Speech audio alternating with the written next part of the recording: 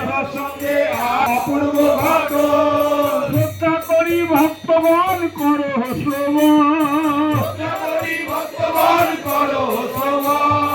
একদিন পরমেশ্বর ঠাকুর মোহন ঠাকুর কুণ্ডেতে করেন স্নানাদি ধ্যানকালে শিক্ষা তার এলায় পড়িল তপে দুই হস্তলক বিপত্তি হইল অচিন্ত প্রেমতি থাকিয়া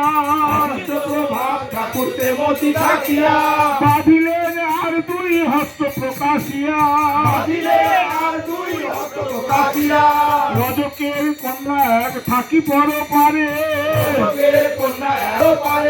নাহিতে নাহিতে তাহা পায় দেখিবারে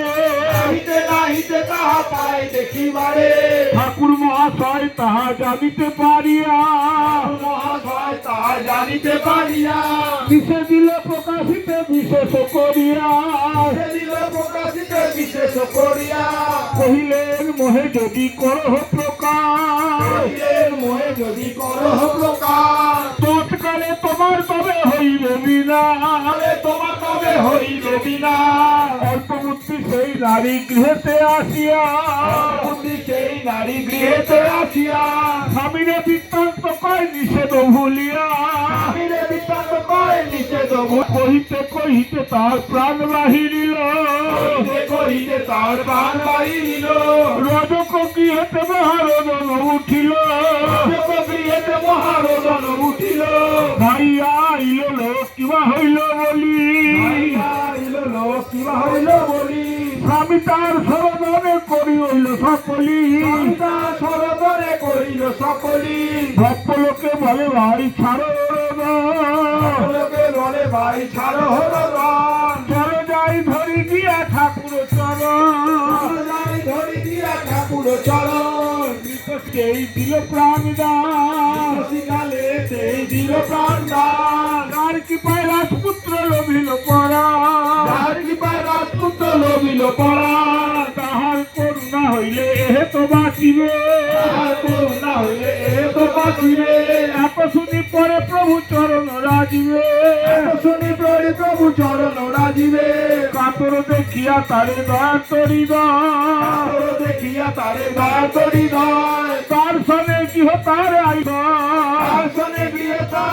মহাশয় সবাসনে উচ্চ করে হরিনাম গান ততক্ষণে রজকিনী পাইল পরা উঠিয়া সম্ভ্রমে দেখে সম্মুখে ঠাকুর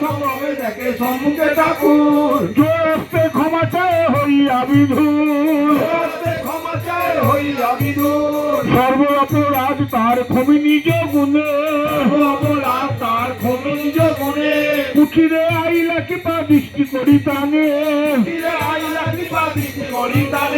পরমে অদ্ভুত সবে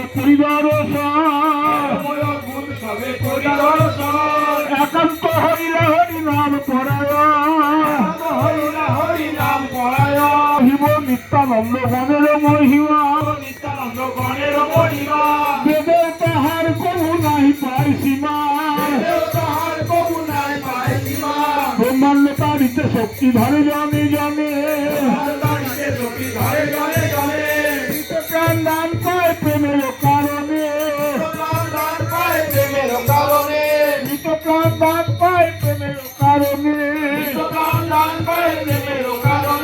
জয় জয় পরমেশ্বর নিত্যানন্দ দাস।